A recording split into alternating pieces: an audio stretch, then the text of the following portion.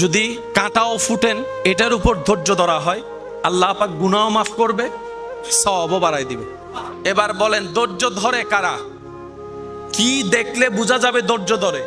কেউ আপনাকে একটা গালি দিছে, তার আপনি 2টা গালি দিলেন, তাইলে কি ধৈর্য ধরেছেন? একটা গালির আপনার একটা মাইরের বিপক্ষে 4টা মাইরা দিলেন, ধৈর্য ধরেছেন? একজনে গালি দিয়েছে, তারা ধরে 10 জনে মিলে গাছতলায় নিয়ে পিটাইয়েছেন, ধৈর্য ধরেছেন?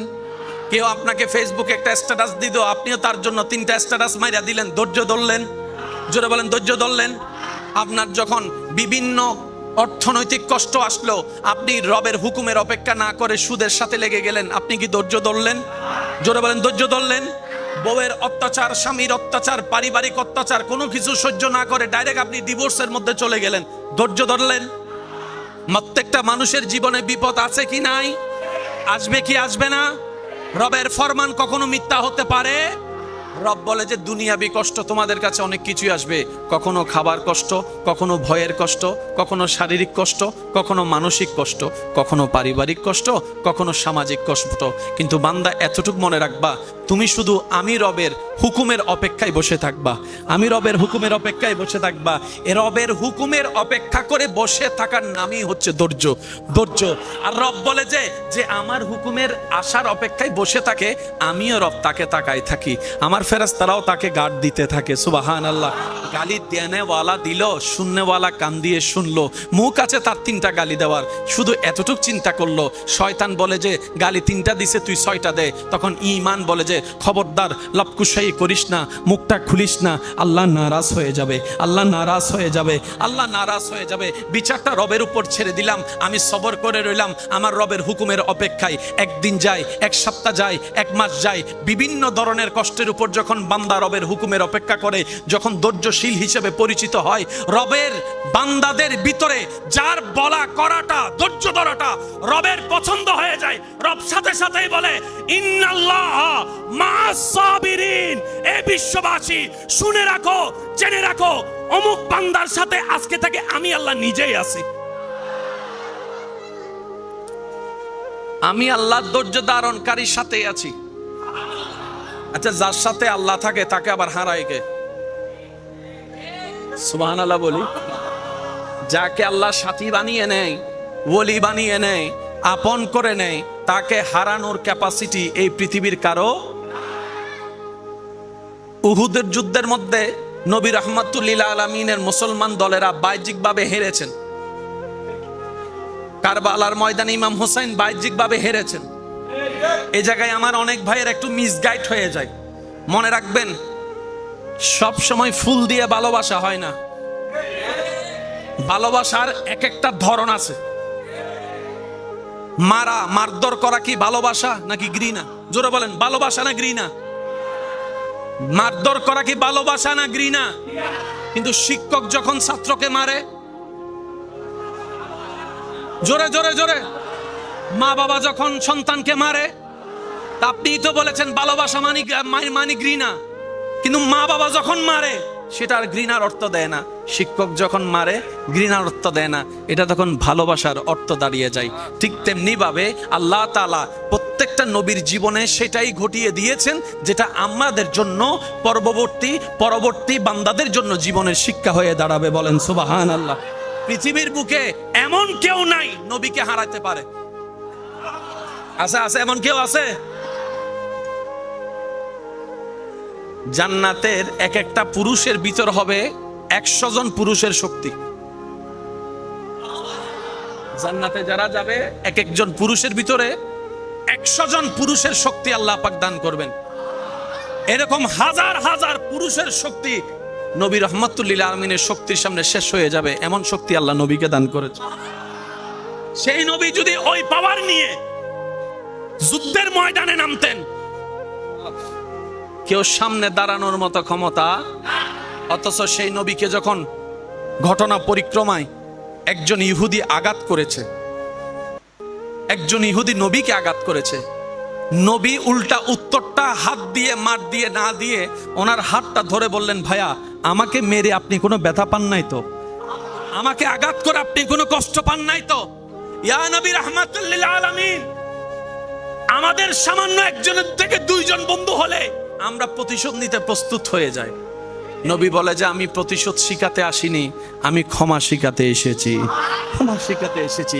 পৃথিবীতে শান্তি কিভাবে আনতে হয়, প্রতিষ্ঠা করতে হয়, বই পুস্তকে সমাজ বিজ্ঞান পড়ে সমাজ পাল্টাতে পারবা না, অর্থবিজ্ঞান পড়ে অর্থনীতি পড়ে অর্থ পাল্টাতে পারবা না।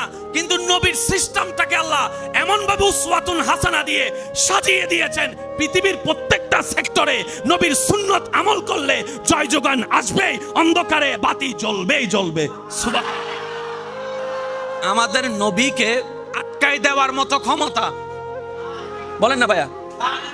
আচ্ছা, অপারেশন জগতে সবচাইতে খতরনাক অপারেশন হচ্ছে ওপেন হার্ট সার্জারি, আর একটা হচ্ছে ব্রেইনের অপারেশন।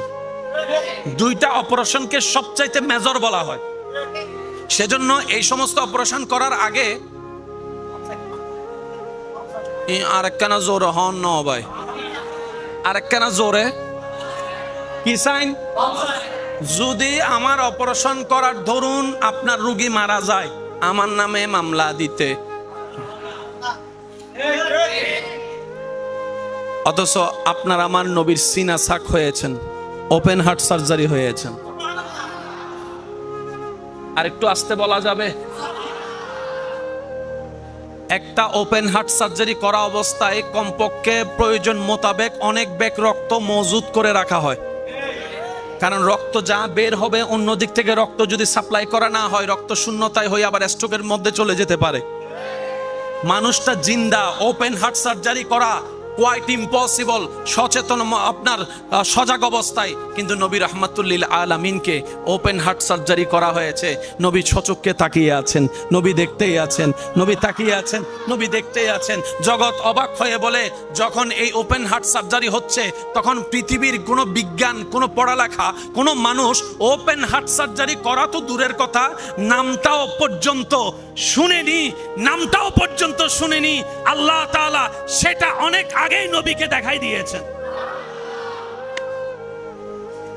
ভিতর থেকে যা বের করার করলেন, জমজমের পানি দিয়ে ধুইলেন, জমজমের পানি দিয়ে জান্নাতি প্লেটে রাখলেন। ধোয়ার পরে সে জমজমের পানিগুলো আবার জমজমে ফেলে দিলেন। আর একটু জোরে বলি, তখন থেকে দাঁড়িয়ে জমজম, সুবহানাল্লাহ, মনে হয় জমজমের পানি খাওয়ার পর একটা দোয়া পড়ে। এই দোয়াটাকে যদি আপনি একটু অ্যানালাইসিস করেন, ওপেন হার্ট সার্জারির সমস্ত বৃত্তান্ত আপনার চোখের সামনে চলে আসবে। কথা ওই জায়গায় ছিল, রবের প্রত্যেকটা কাজে কোনো না কোনো হিকমত, কোনো না কোনো কারণ। শুধু তা নয়, আপনি যে রাস্তা দিয়ে হেঁটে যাওয়ার সময় পা মস্কায় গিয়েছেন না, একটা হাঁটার সময় হঠাৎ পা মস্কায় গেছে, ও মারে, মনে রাখবেন ধৈর্য ধরতে পারলে এটা তো আপনার কল্যাণ আছে। রবের বান্দা নবী রাহমাতুল লিল আলামিনের উম্মত কখনো লস প্রজেক্টে থাকে না। সিদ্দিক আকবরের ঘটনা আপনার আমার সবাই জানা। কাহিনী বশত সবাই যখন সবকিছু আনছেন, সিদ্দিক আকবরকে যখন আনতে বলেছেন, গড়ে কিছু নাই আনার মতো, শেষ পর্যন্ত নিয়ে আসলেন কি? বলেন না ভাই, আর একটু জোরে বলেন। উনি ছাই আনার মতো সিদ্দিক আকবর না তো, সুবহানাল্লাহ বলে না। উনি মক্কার ইতিহাসে বড় টপ লেভেলের একজন বড় ব্যবসায়ী। আর একটু জোরে, ধনে ধন, টাকায় টাকা সিদ্দিক আকবর। আজকে কেন উনি ছাই আনলেন? বলে যে আমার যত ব্যবসা ছিল আল্লাহ এবং রসুলের জন্য মক্কায় ছেড়ে মদিনায় হিজরত করে ফেলেছি, সুবহানাল্লাহ। আমার সমস্ত দোকান ওখানে ফেলে আমি মদিনায় চলে এসেছি আল্লাহ এবং রসুলের জন্য। আমার সমস্ত টাকা ব্যাংক ব্যালেন্স আমি ওখানে, ওখানের সিদ্দিক বড় কোটিপতি, মদিনার সিদ্দিক বড় গরিব হয়ে আছেন। এইটাই তো সচক্ষে বাস্তব চোখে দেখা যায়। কিন্তু সবাই দেনেওয়ালা দিল, সিদ্দিক আকবর আনতে আনতে ঘরের ছাইটা পর্যন্ত নিয়ে আসলো। রব বলে যে আমার সিদ্দিক যা দিয়েছে এটার বরাবর আর কারোটা হবেই না। ছাইয়ের দামও কত হয়ে গেছে দেখেন। কেন হলো? শুধু দিল থেকে দেওয়ার কারণে। সুবহানাল্লাহ জোরে বলি। সেজন্য ইসলাম হচ্ছে সবচাইতে সহজ ভাইয়া। দিল থেকে যদি একও দিতে পারেন, সেটা অন্যের কোটি টাকার চাইতেও বেশি প্রফিটেবল এবং দামি হয়ে যাবে আপনার আমলনামায়। সুবহান আল্লাহ পাক আমাদের সবাইকে সেই নবী রহমাতুল্লিল আলামিনের শান মান ইজ্জতের ওয়াফাদার হয়ে, ওয়াফাদার উম্মত বনে বেঁচে থেকে হাসরের ময়দানে নবীর ওয়াফাদার উম্মত হয়ে ওঠার তৌফিক দান করুক আমিন। ইমানদার ভাইয়েরা একটু মনোযোগ দিবেন। যদি কাঁটাও ফুটেন, এটার উপর ধৈর্য ধরা হয়, আল্লাহ পাক গুনাহ মাফ করবে, সওয়াবও বাড়ায় দিবে। এক। দ্বিতীয় নম্বর আরেকটা কথা মনে রাখবেন, অনেক সময় বান্দার কিছু কাজ আল্লাহর যদি পছন্দ হয়ে যায়, আল্লাহ তখন ওনার তকদিরের মধ্যে কিছু নিয়ামত দিয়ে পরিপূর্ণ করে একটু পরিবর্তন করে দেয়। অর্থাৎ বড় বিপদকে ছোট বিপদ দিয়ে। অনেক সময় জানেন, আমাদের চট্টগ্রামের পাশে একটা কথা আছে, জানর বিপদ মাল দিঘি শুনছ অন্য না তো হইন্য পারি মাল্লা উনি লেখে না মাতি হইন বাজি জানর বলা মালত গি। অর্থাৎ আপনার জানের, আপনার পরিবারের উপরে যাওয়া বড় একটা ট্র্যাজেডি। আল্লাহ তাআলা হয়তো আপনার মোবাইল হারাই উড়ে দিয়েছেন, আপনার একটা জিনিস লস করে এটার উপর দিয়ে আল্লাহ পাক কভার দিয়ে দিয়েছেন। মনে রাখবেন, সেজন্য রব্বুল আলামিন বলেছেন লা তাকনাতু মির রাহমাতিল্লাহ। যদি কাশ আমরা আয়াতটা উপলব্ধি করতে পারতাম, রব আমাদেরকে কি বুঝাতে চেয়েছেন। লা তাকনাতু, কখনোই নিরাশ হইও না। একটা হচ্ছে নিরাশ হইও না, আরেকটা হচ্ছে কখনোই নিরাশ হইও না। মির রাহমাতিল্লাহ, আমি আল্লাহর রহমত থেকে। সুবহান আল্লাহ। আল্লাহ তুমি রহমতের কথা কেন বললা? ইমানদার ভাইয়েরা একটু মনোযোগ দিবেন। আল্লাহ পাক বলে, তোর সকালে সূর্য দেখাটা আমি রবের রহমত। আমি আস্তে আস্তে বলবো, আপনারা জোরে জোরে বলবেন সুবহান আল্লাহ। বান্দা তোর চোখ খোলাটা আমি রবের রহমত, তোর হেঁটে যাওয়াটা আমি রবের রহমত, তুই যে প্রস্রাব করিস সেটাও আমি রবের রহমত, তুই বান্দার নাস্তা খাওয়া, ডুব গিলা, পেটে যাওয়া, হজম হওয়া আমি রবের রহমত। বান্দারে তোর জীবনের 24টা ঘন্টার প্রত্যেকটা সেকেন্ড আমি রবের রহমতের সাথে সম্পৃক্ত। রব বলে লা তাকনাতু মির রাহমাতিল্লাহ, আমার রহমত থেকে নিরাশ হইস না। মানি বান্দা তুই আমাকে ডাকতে স্মরণ করতে ভুলে গেলেও 24 ঘন্টার প্রতি সেকেন্ডে আমি আল্লাহ তোর খেয়াল রাখতে ভুলবো না, খেয়াল রাখতে ভুলবো না, তোর নজর তোর দিকে রাখতে আমি আল্লাহ ভুলবো না। কারণ তোরার সম্পর্ক আমি রবের সাথে এইভাবে হয়েছে মজবুত। গুনেহগারম সিয়াকারম ওয়ালেকিন বাদাস্তাম হাসতে দামানে মুহাম্মদ। মুসার উম্মত আমার বান্দা ছিল, কিন্তু আমি তাদেরকে এত সুযোগ দিই নাই। তোদেরকে এত মায়া করি, এক নাম্বার কারণ তোদেরকে আমি মায়া করে বানিয়েছি। এটার চেয়ে আরেকটা কারণ, তোরা আমার হাবিবুল্লাহর উম্মত, রহমাতুল্লিল আলামিন নবীর উম্মত। যেই নবীর আসা যাওয়া জীবনের প্রতিটা ক্ষণ ছিল মুখে শুধু একটাই কথা, রব্বি হাবলি উম্মতি, রব্বি হাবলি উম্মতি, রব্বি হাবলি উম্মতি।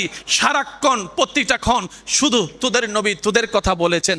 যখনই চেয়েছেন তোদের জন্য চেয়েছেন, যখনই মাপ চেয়েছেন তোদের জন্য মাপ চেয়েছেন। হাসরও কান্না করবে তোদের কথা বলে বলে। সুবহান আল্লাহ। আর আমি আল্লাহ সেই নবীকে ওয়াদা করেছি, ওয়ালা সৌফা ইউতিকা রব্বুকা ফাতারদা। আমি আল্লাহ ওয়াদা করেছি, ওয়ালাল আখিরাতু খায়রুল লাকা মিনাল উলা। সুতরাং আমি আল্লাহ তোদের নবীর মুখে হাসি ফুটাবো। আর আমি আল্লাহ ভালো করে জানি, উম্মতের মুখে হাসি ফুটলেই নবী মুস্তাফার মুখে হাসি ফুটবে। সুবহান। কত শানওয়ালা নবীর উম্মত হিসেবে আপনার আমার নসিব হয়েছে। রব্বি হাবলি, জোরে বলেন রব্বি হাবলি।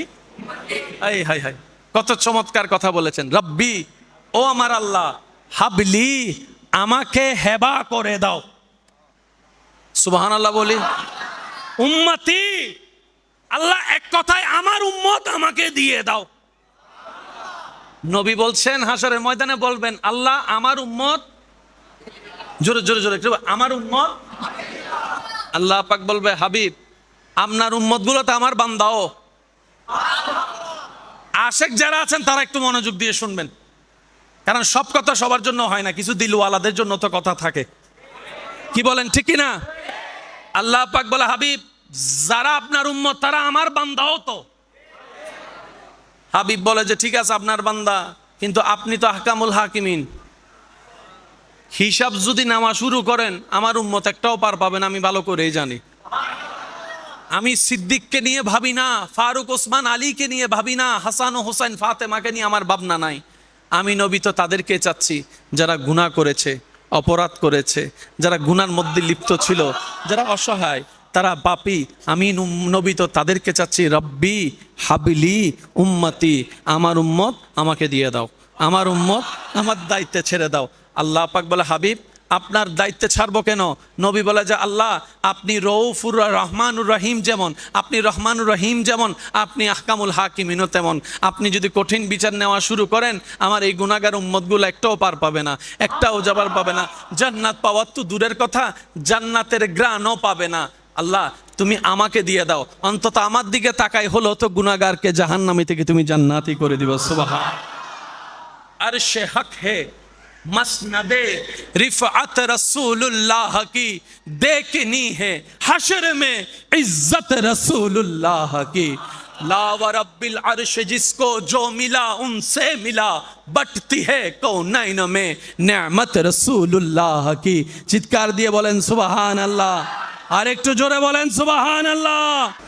नामाजेर दरकार आछे? कादेर नामाजेर दरकार एकटू शुनी। নামাজের দরকার তাদের যারা কবরে দুনিয়ায় পরকালে শান্তিতে থাকার স্বপ্ন দেখে, তাদের নামাজের দরকার। যাদের কাছে রহমানের রহমত আসে তাদের নামাজ পড়া দরকার। যাদের কাছে রাজ্জাকের রিজিক আসে তাদের নামাজ পড়া দরকার। যাদের দোষগুলোকে সাত্তার হয়ে রব গোপন করে রাখে তাদের নামাজে সিজদা দেওয়া দরকার। যাদের এই অন্তর্জগতে একটু শান্তির দরকার, স্বপ্ন দেখে, তাদের নামাজ পড়ার দরকার। আর একটু জোরে বলেন আছে না নাই? যারা ব্রেনের মধ্যে একটু রিল্যাক্স ফিল করতে চায় তাদের নামাজ পড়ার দরকার। জোরে বলি নামাজ পড়ার দরকার। যারা ভিতর থেকে সত্যিকার মানুষের ভালোবাসাময় ইজ্জত চায় তাদের নামাজ পড়ার দরকার। যারা অন্ধকার কবরে আলোর দেখা পেতে চায় তাদের নামাজ পড়ার দরকার আছে। যাদের সে ভয়ানক প্রশ্নগুলোকে আহসান হিসেবে, সহজতর হিসেবে দেখতে চায় তাদের নামাজের পড়ার দরকার আছে। যারা হাসরের ময়দানের সে কঠিন ভয়াবহ মুহূর্তের মধ্যে পার হওয়ার স্বপ্ন দেখবে, পুলসিরাত পার হওয়ার আশা যাদের আছে তাদের নামাজ পড়ার দরকার আছে। যারা নবীর মুখে হাসি ফুটানোর স্বপ্ন দেখে, যারা নবী রহমতুল্লিল আলামিনের মুখে হাসি ফুটানোর স্বপ্ন দেখে তাদের নামাজ পড়ার দরকার। আর যাদের এইসব কিছুর দরকার নেই তাদের নামাজ পড়ার কোনো দরকার, কারণ তারা তো বলে যে আমার রিজিক তো আসে অন্য জায়গা থেকে, কেন আমি রাজ্জাকের দরবারে সিজদা দিব? আমাদের রিজিক তো আসে রাজ্জাকের দরবার থেকে, তাই আমরা রাজ্জাকের দরবারে নামাজের মাধ্যমে সিজদা দিব। কথা বলেন ঠিক কি না? তো যাদের কাছে রবের দরবার থেকে নিয়ামত আসে তাদের নামাজ পড়ার দরকার। আর কেউ যদি বলে যে আমার গুলা রবের দরবার থেকে আসে না, ওনাদের সাথে আমাদের কোনো কথা, জোরে বলেন ওনাদের সাথে আমাদের কোনো কথা, কোনো বক্তব্য, যেহেতু উনি বলেছেন আমার ওনার থেকে আসে না, ওইখান থেকে আসে না, ওনার সাথে আমার কথা বলারও দরকার, কথা বলার দরকার। আল্লাহ পাক আমাদেরকে 5 ওয়াক্ত নামাজের সাথে বন্ধুত্বের জীবন করার তৌফিক দান করুক। মন ভরে প্রাণ ভরে রবের কাছে ক্ষমা চাওয়ার তৌফিক দান করুক। উঠতে বসতে হাঁটতে চলতে মন খারাপ না করে, পাওয়া না পাওয়ার হিসাব না করে সর্বদা রবের দরবারে শুকরিয়া করার আল্লাহ আমাদের তৌফিক দান করুন। নবীর প্রেমে পাগল হয়ে দৈনন্দিন কিছু সময় হলো দরুদে পাক পড়ার আল্লাহ আমাদের সবাইকে তৌফিক দান করুন। আজকে যে মসজিদে যে খতিবে মোকাররমের খেদমতে আপনারা জুমার নামাজ আদা করছেন, এই জুমার নামাজ সম্পর্কে একটি বক্তব্য দিয়ে আমি আমার আলোচনা শেষ করব। অনুরোধ করে বলে যায়, প্রত্যেকটা সপ্তাহের জুমার দিনকে আমরা এক একটা ক্লাস মনে করার দরকার। প্রত্যেকটা জুমাকে এক একটা ক্লাস, এক একটা, জোরে বলেন এক একটা, আগে ভাগে আমরা যেন চলে আসি। কথা বলেন ঠিক কিনা? আসার নিয়ত করা থেকে সওয়াব শুরু। অজুর সওয়াব আলাদা, কদমের সওয়াব আলাদা, মসজিদ দেখার সওয়াব আলাদা, মেহরাব দেখার সওয়াব আলাদা, আলেমের চেহারা দেখার সওয়াব আলাদা। চেষ্টা করবেন প্রথম লাইনে বসার জন্য যুদ্ধ করা। কিছু যুদ্ধের মধ্যে সওয়াব আছে। এই যুদ্ধগুলা হচ্ছে কে কত তাড়াতাড়ি আল্লাহকে রাজি করতে পারে। চল যুদ্ধ করি। আল্লাহরে রাজি করার জন্য তুই কয় রাকাত নফল নামাজ পড়ছস? আমি 12 রাকাত। ক আমি 20 রাকাত পড়মু এখন। এই আল্লাহরে খুশি করার জন্য তুই কয় টাকা দিছস? ক আমি 20,000 দিছি। ক আমি 21,000 দিছি। এই প্রতিযোগিতার মধ্যে নিয়ামতও বাড়ে, সওয়াবও বাড়ে, আল্লাহর প্রিয় হওয়া যায়। সুবহানাল্লাহ। প্রতিযোগিতা করবেন কে আগে মসজিদে ঢুকে, আগে ডান পাশের কাতার, তারপর বাম পাশের কাতার, এইভাবে করে আমরা কাতার কে আগে পূরণ করতে পারি। অনেকে আছে মসজিদে ঢুকে শুধু দেওয়াল আর ফিলার খুঁজে নামাতে, মসজিদে আইসা দেওয়াল আর ফিলার খুঁজে। আর একজনেরা বলে একামত দিলে আর একটা হাদিস। কথা বলেন আছে না নাই? ওই তারাবির সময় যে এরকম হাফেজ সাহেবকে নামাজ পড়তে দিয়া আছে না, আছে না বাইরে? হুজুর রুকুতে যাওয়ার আগে আমার ভাই আছে না, আছে না?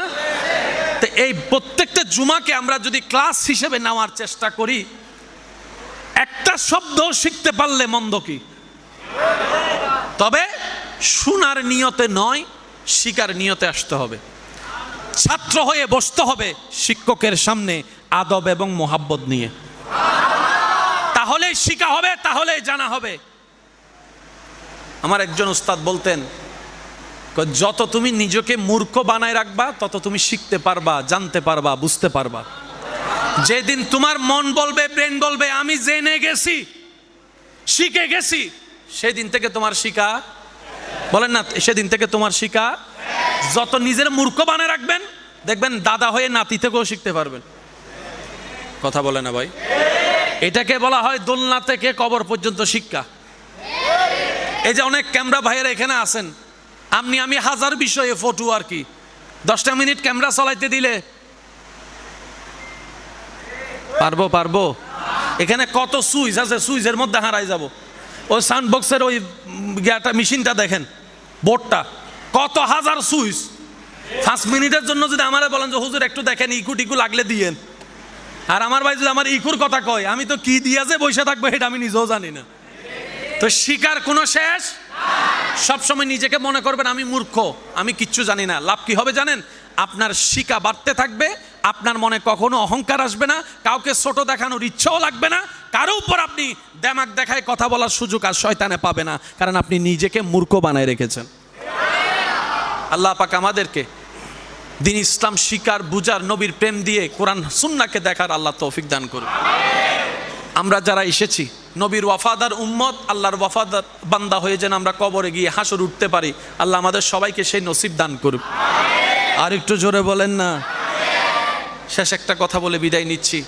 রসুলের শান কেমন, কতটুক শান, এটা এখানে বোঝা যাবে না যতক্ষণ আমরা হাসরে না যাব। রসুলের পাকের আসল শান দেখতে বুঝতে গেলে আমাদেরকে কোথায় যেতে হবে? জোরে বলেন না কোথায়? হাসরে যাওয়া ছাড়া আমরা কখনো বুঝতে পারবো না আল্লাহ নবীকে কি দিয়েছেন, কতটুক দিয়েছেন। যখন মাকামে মাহমুদ থাকবে সামনে, দুনিয়া চেয়ারের পাগল, আর এখানে মাকামে মাহমুদের আসনের কথা হচ্ছে। আপনার নবী আমার নবী আসন ছেড়ে সিজদায়, সুবহানাল্লাহ বলবেন। সবাই চেয়ারের পাগল, নবী চেয়ার ছেড়ে সিজদায়।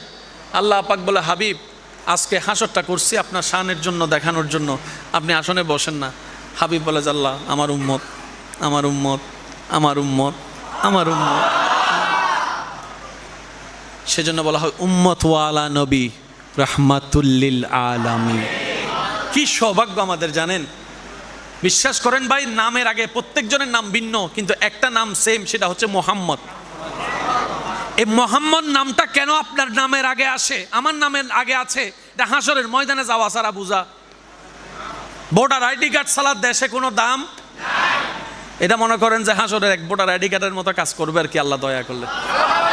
তা আমরা নামাজের সাথে বন্ধুত্ব রাখার চেষ্টা করব ইনশাআল্লাহ। 5 ওয়াক্ত নামাজ পড়ার চেষ্টা করব ইনশাআল্লাহ। যারা সাপ্তাহিক জুমার নামাজ পড়েন, অন্য সময় তেমন নামাজ পড়া হয়, তাদের কাছে আমি অনুরোধ করি, আজকেও করে যাই, 1 ওয়াক্ত দিয়ে শুরু করেন। কয় ওয়াক্ত? এই 1 ওয়াক্তটা ফজর করার দরকার নাই, কারণ 1 দিন 2 দিন পরে যখন 3 দিন আবার ফজর গ্যাপ হয়ে যাবে, আপনি আবার মন ভেঙে যাবে। এই 1 ওয়াক্ত করবেন আসরের নামাজ। আসরের নামাজ কি লম্বা নাকি ছোট? কষ্টও বেশি হবে। ফজর বললে ঘুম থেকে উঠতেও পারি, নাও উঠতে পারি। এশার বললে বলবে যে আল্লাহ রাকাত একটু, সেজন্য বলছি আসর নামাজ। একটা সপ্তাহ অন্তত আসর নামাজ দিয়ে শুরু করেন। আমার ঈমান, আমার মন বলে এই 1 ওয়াক্ত থেকে আল্লাহ চাহে তো আপনি 2 ওয়াক্তই নামাজি হয়ে যাবেন। সুবহান। রব্বুল আলামিনের চাহে তো আপনি ধৈর্য ধরলে 2 ওয়াক্ত থেকে 3 হয়ে 5 হয়ে বেনামাজিও একদিন হয়তো তাহাজ্জুদওয়ালা নামাজিও হয়ে যেতে পারে। সুবহানাল্লাহ। এবার আওয়াজ দিয়ে বলেন, আল্লাহ চাইলে পারে কি পারে না? আল্লাহ চাইলে দিতে পারে কি পারে না? বান্দা চেষ্টা করলে আল্লাহ দেয় কি দেয় না? আল্লাহ আজকের এই মাহফিলকে কবুল করুক। মাহফিল যারা সাজিয়েছেন তাদেরকে কবুল করুক, যারা সহযোগিতা করেছেন তাদেরকে কবুল করুক। আগামী বছর এই মাহফিল আজিমুসান ভাবে আরো বড় আয়োজন করার তৌফিক দান করুক। আল্লাহ হুজুর কেবলার হায়াতের মধ্যে বরকত দান করুক। আমিন।